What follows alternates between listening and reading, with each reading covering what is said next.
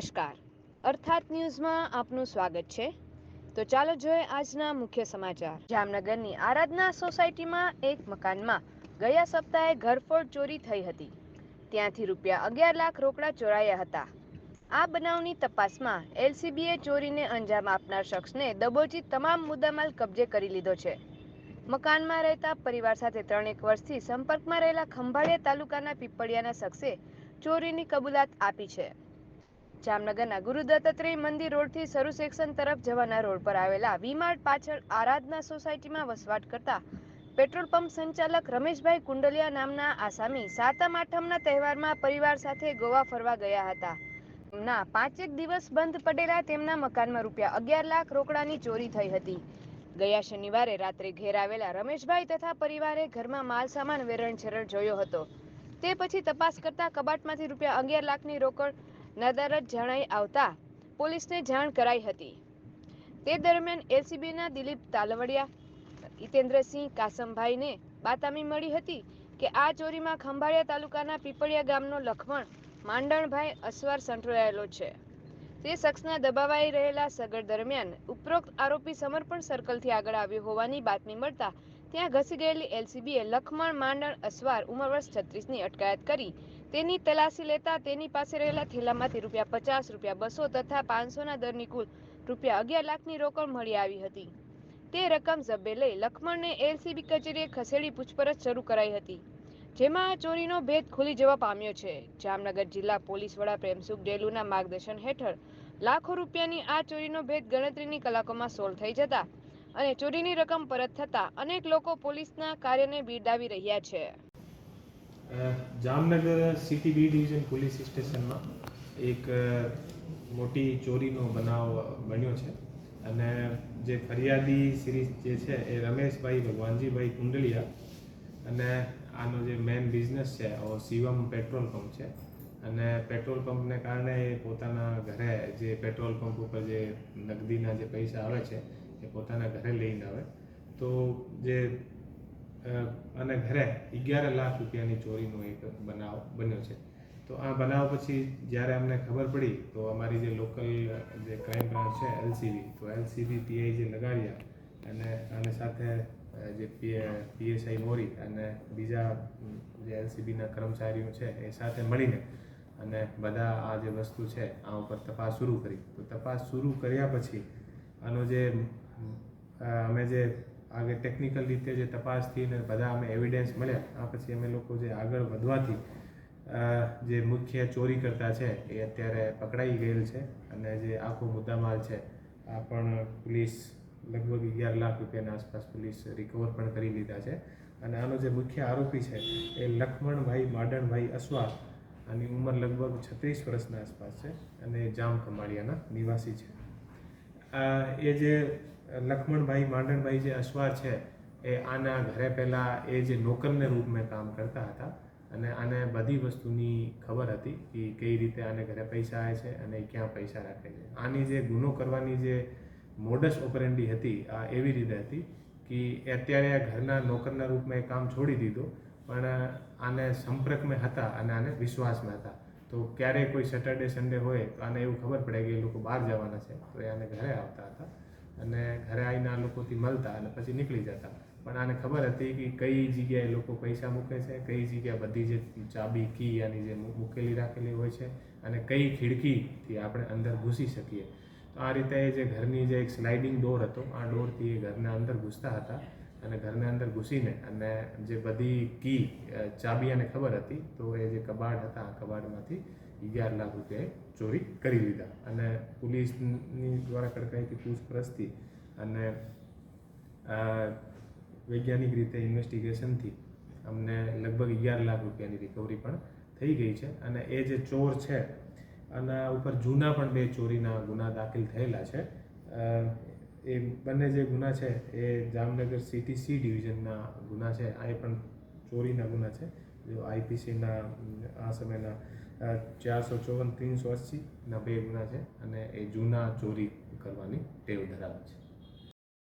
નગર ઉત્તર વિધાનસભા બેઠકના ધારાસભ્ય રીવાબા રવિન્દ્રસિંહ જાડેજાના જન્મદિવસની ઉજવણી અનોખી રીતે કરવામાં આવી હતી। અલગ અલગ વિવિધ સેવા પ્રકલ્પો દ્વારા આ ઉજવણી પ્રસંગે અનેક આગેવાનો ઉપસ્થિત રહ્યા હતા. જાણીતા ક્રિકેટર રવિન્દ્રસિંહ જાડેજાના પત્ની અને જામનગર ઉત્તર વિધાનસભા બેઠકના ધારાસભ્ય રીવાબા જાડેજાના આજરોજ જન્મદિવસ પ્રસંગે અલગ અલગ સેવાકીય પ્રકલ્પો દ્વારા જન્મદિવસની ઉજવણી કરવામાં આવી હતી, જેમાં એમ્બ્યુલન્સ અર્પણ વિધિ, સરકારી શાળામાં કોમ્પ્યુટર ક્લાસ તેમજ વોર્ડ નંબર 2માં પુસ્તકાલય, સુકન્યા યોજના દ્વારા દીકરીઓના ભવિષ્ય માટે બોન્ડ તેમજ જામનગરમાં વોર્ડ પ્રમુખ તેમજ પ્રમુખના 10 લાખ રૂપિયાનો વીમો ઉતરાવવા સહિતના અલગ અલગ પ્રકલ્પો કરવામાં આવ્યા હતા.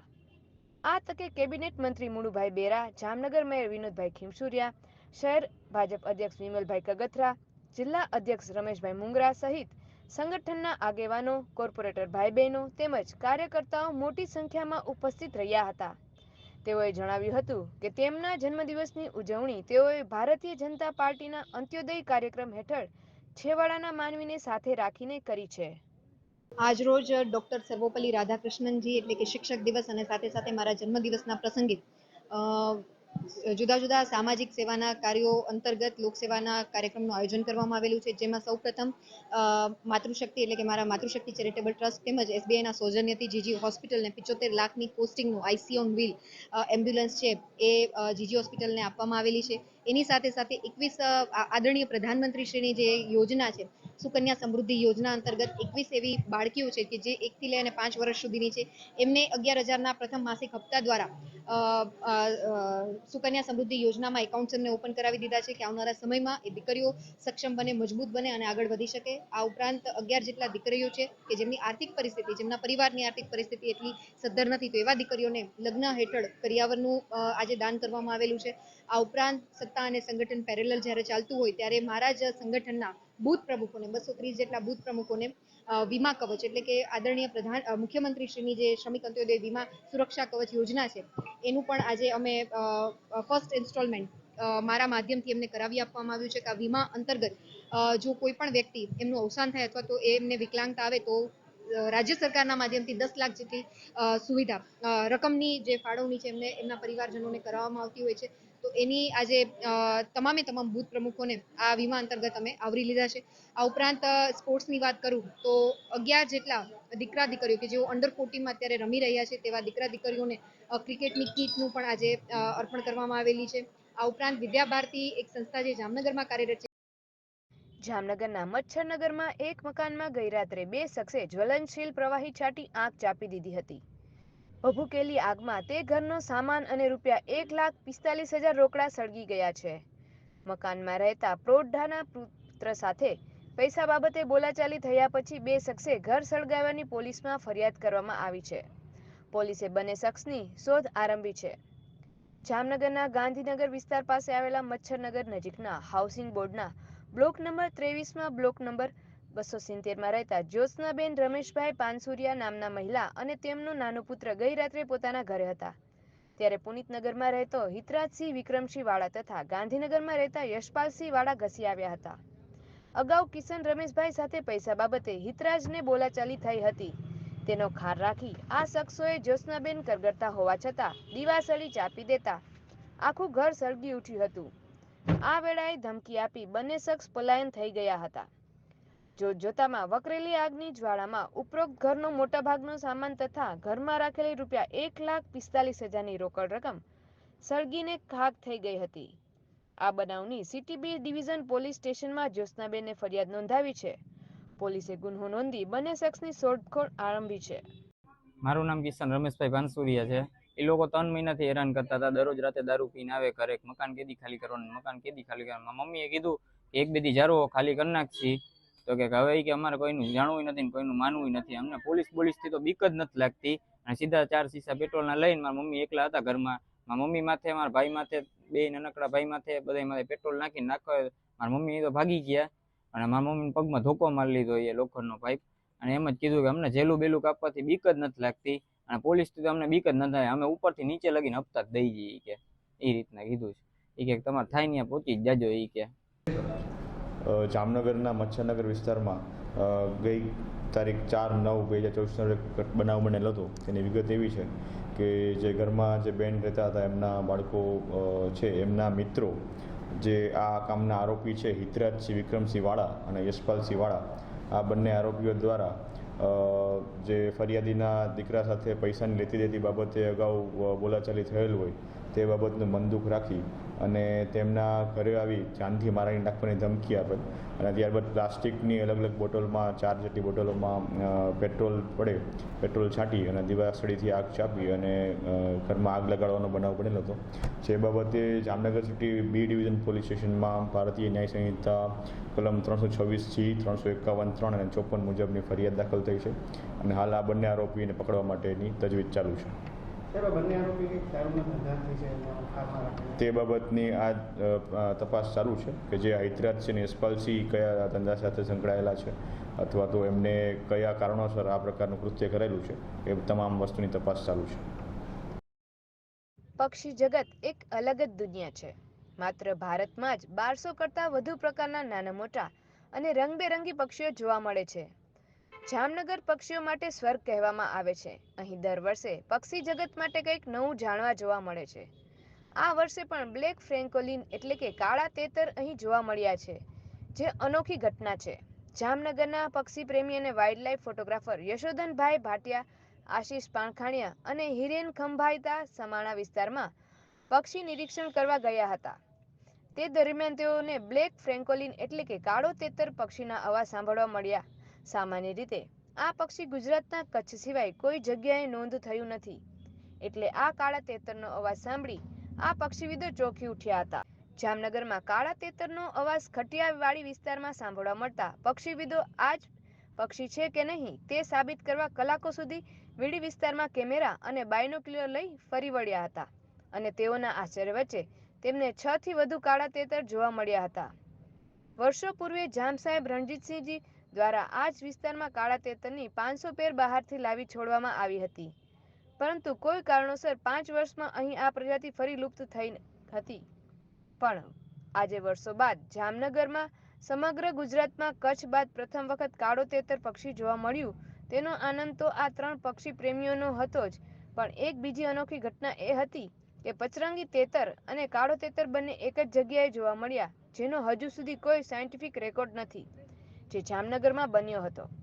જામનગરના ખટિયાવાડી વિસ્તારમાં કાળા તેતર જોવા મળતા જામનગર અને સમગ્ર ગુજરાતના પક્ષી પ્રેમીઓમાં એક રોમાંચક જોવા મળી રહ્યો છે અને આ ઘટના અંગે અન્ય પક્ષી સંસ્થાઓ અને વેબસાઇટમાં પણ જાણ કરવામાં આવી છે. જામનગર ભૂતકાળમાં એશિયન રવિચર પક્ષી હોય કે મ્યુટ શ્વાન હોય, રેડ નોટ કે હમણાં તાજેતરમાં મળી આવેલ ગીધ પક્ષી હોય, જામનગર પક્ષી જગત હંમેશા કંઈ અજુગતું અને અનોખું આપવા દેશ વિદેશમાં પ્રસિદ્ધ થતું આવ્યું છે. ફોટોગ્રાફી કાં નવા પક્ષી મળે, નવા એરિયા મળે અથવા કાંઈ નવા રીંગવાળા પક્ષી કે ન જોયેલી વસ્તુ કે ન જોયેલી ઘટના જ મળે, એના માટે અમે લોકો બહાર જતા હોઈએ છીએ. હવે પાછું એવું હોય છે કે અમુક પક્ષી સિઝનલ હોય છે, જેમ આપણે ચોમાસામાં પક્ષી આવે એમાં અમુક પક્ષી ચોમાસાની આખરમાં કે એ ટાઈમમાં એ બહારથી આવતા હોય છે અને આપણા પક્ષી અહીંયા એના નેસ્ટિંગને બધું કરતા હોય છે, તો એના ઓબ્ઝર્વેશન માટે અમે જતા હોઈએ છીએ. તો આ રીતે અમે એકવાર બહારના જામનગરના અમુક એરિયામાં ગયા હતા, ત્યારે એવા અમુકને રેકોર્ડ મળવાના ચાન્સ હોય છે કે જ્યારે ક્યારેય રેકોર્ડ નથી મળેલા હોતા. 1-2 એવા રેકોર્ડ અમે જોયેલા પણ છે. એવી જ રીતે આ વખતે પણ અમને બ્લેક ફ્રેન્કોલિન, જેને કાળી તેતર કહેવામાં આવે છે, એના પણ અમને આ વખતે કોલ રેકોર્ડ થયેલા. ફોટોગ્રાફી તો અમુક ચાન્સ એવા હતા મોમેન્ટ કે જ્યારે બે ભેગા મળવા પછી મિસ કરી ગયા, પણ રેકોર્ડ એવા કોલના થયેલા છે સાથે કે જેમાં બે સાથે બોલે છે, એટલે એઝ અ પ્રૂફ અમે લઈ શકીએ એમ છે કે બે સાથે બોલેલા હતા. હિરેનભાઈ, આ અંગે તમે કોઈ બીજા પક્ષીવિદો સાથે વાતચીત કરી અથવા તો કે રેકોર્ડ ચેક કર્યા ખરા કે જામનગરમાં મળ્યા છે કે નહીં? હા, અમુક એવી બુક્સ અમે રેફર કરી, જેમાં ઈબર્ડ પણ રેફર કર્યું કે જામનગરમાં ક્યારેય બ્લેક ફ્રેન્કોલિન મળેલું નથી. પાછું એવું પણ કે બે સાથે મળે એવા ચાન્સીસ પણ ક્યાંય ઇન્ડિયા લેવલે કે બીજી કંઈ દેખાણા નથી અમને. અમુક એવા સ્પેશિયલ કેસમાં કહી શકીએ કે અમુક જગ્યાએ બોર્ડરની ટચ થઈ, જેમ કે રાજસ્થાનમાં કે એમાં ત્યાં એવા ચાન્સ છે કે મળી શકે, બાકી એના સિવાય ક્યાંય ચાન્સ નથી મળી શકે જેમને સાથે જામનગરમાં મળેલા છે. ખાસ કરીને પ્રથમ વખત ત્યારે આ તમે બ્લેક ફ્રેન્કોલિન જામનગરમાં જોયું ત્યારે કેવું ફીલ કર્યું? બહુ સ્પેશિયલ મોમેન્ટ હતી કે આ એક સાથે જામનગરમાં પહેલી વાર જોવા મળ્યું. પહેલી વાર તો એવું કે અમે ગાડીમાં જ અમને સમજ્યું કે ગાડીમાં જ અમે કોલ પ્રૂફ થયું આ એ જ છે. પછી એને ગોતવાનું હતું અને ઘણી મહેનત પછી એવું દેખાણું કે આ છે. પછી આ પક્ષી નાના નાના જમીન ઉપર ચાલતા પક્ષી છે એટલે ઘડીકમાં સ્પોટ કરવા બહુ ટફ છે. બાય ચાન્સ એ સ્પોટ થઈ ગયું અને ફોટોગ્રાફી પણ થઈ. Thank you. જામનગરમાં જે બ્લેક ફ્રેન્કોલિન જોવા મળ્યું એ ઓર્નિથોલોજીકલી બહુ ઇમ્પોર્ટન્ટ ઘટના છે. અચ્છા, હિસ્ટોરિકલી એવું છે કે જે વિસ્તારમાં બ્લેક ફ્રેન્કોલિન હોય ત્યાં પેઇન્ટેડ ફ્રેન્કોલિન નથી હોતા અને જે વિસ્તારમાં પેઇન્ટેડ ફ્રેન્કોલિન હોય ત્યાં બ્લેક ફ્રેન્કોલિન નથી હોતા. પણ જામનગરનું આ જે સાઇટિંગ છે એ એટલું ઇમ્પોર્ટન્ટ છે ઓર્નિથોલોજીકલી, કારણ કે એક તો જામનગરમાં પ્રથમ વખત કચ્છ સિવાય ના એરિયામાં ગુજરાતમાં બ્લેક ફ્રેન્કોલિન જોવા મળ્યા અને એ પેઇન્ટેડ અને બ્લેક ફ્રેન્કોલિન બે એક જ વિસ્તારમાં જોવા મળ્યા. એ બહુ ઇમ્પોર્ટન્ટ ઘટના છે. અને બીજું કે જે અમે બુક્સ રિફર કરી અને ઘણી બધી હિસ્ટોરિકલ બુક્સ જૂની અને અત્યાર સુધીના બધા હિસ્ટોરિકલ ડેટા ચેક કર્યા અને ઈબર્ડમાં પણ અમે ચેક કર્યું તો કચ્છ સિવાય ગુજરાતમાં બ્લેક ફ્રેન્કોલિનના કોઈ રેકોર્ડ્સ છે નહીં. મારું નામ આશીષ પાણખાણીયા છે. હું જામનગરથી છું અને ઘણા વર્ષોથી જામનગરમાં પક્ષી નિરીક્ષણ અને વાઇલ્ડ લાઈફ ફોટોગ્રાફી સાથે સંકળાયેલો છું. આજથી થોડા દિવસો પહેલાં અમે લોકો, હું, યશોધન ભાટિયા અને હિરેન ખંભાઈતા, જે મારા બહુ અંગત મિત્રો છે, અમે લોકો સમાણા, ખટિયા અને એ સાઈડ પક્ષી નિરીક્ષણ માટે નીકળેલા. થોડા આજુબાજુ પક્ષી નિરીક્ષણ કરતાં કરતાં એક જગ્યાએ આવી અને અમે ઊભા રહ્યા. ત્યાં એક ડુંગરાળ નાનો વિસ્તાર છે, તો ત્યાં અમે પેઇન્ટેડ ફ્રેન્કોલિન એટલે કે ટીલિયો તેતર, જે એક આપણી તેતરની એક વેરાયટી છે, જે ડુંગરાળ વિસ્તાર કે એવા એરિયાઓમાં જ જોવા મળે છે, એના અમે કોલ એટલે કે અવાજ સાંભળતા હતા. ત્યાં થોડા અવાજ સાંભળ્યા પછી એક બીજો કોલ આવ્યો, એ પણ એના જેવો જ સિમિલર લાગ્યો કે ભાઈ આ કોલ એના જેવો જ છે. પણ છતાં અમે કચ્છમાં એકવાર એક એવા કોલ સાંભળેલા હતા કે જે કાળા તેતર એટલે કે બ્લેક ફ્રેન્કોલિનના હોવા જોઈએ એવું લાગ્યું. પણ પછી ધીમે ધીમે આગળ જતા ખબર પડી કે આ બ્લેક ફ્રેન્કોલિનના જ કોલ છે. તો અમને ભરોસો નહોતો આવ્યો કે આ હોઈ શકે અહીંયા. પછી થોડા શોધવા પછી અમને બ્લેક ફ્રેન્કોલિન નજર સામે મળી આવ્યું. અમને ચમત્કારથી કોઈ કમ ન લાગ્યું, કારણ કે બ્લેક ફ્રેન્કોલિન જામનગરમાં કે બીજે ક્યાંય અમે કોઈ દી ક્યારેય જોયું નથી અને આટલા વર્ષો પછી અમને અહીંયા મળવું એ પણ નવીન વાત હતી અમારા માટે. અને એ પણ મોટી વાત હતી કે કચ્છમાં અમે સાંભળેલું હતું એટલે એ યાદ હતું કે આ બ્લેક ફ્રેન્કોલિનના આવા કોલ હોય.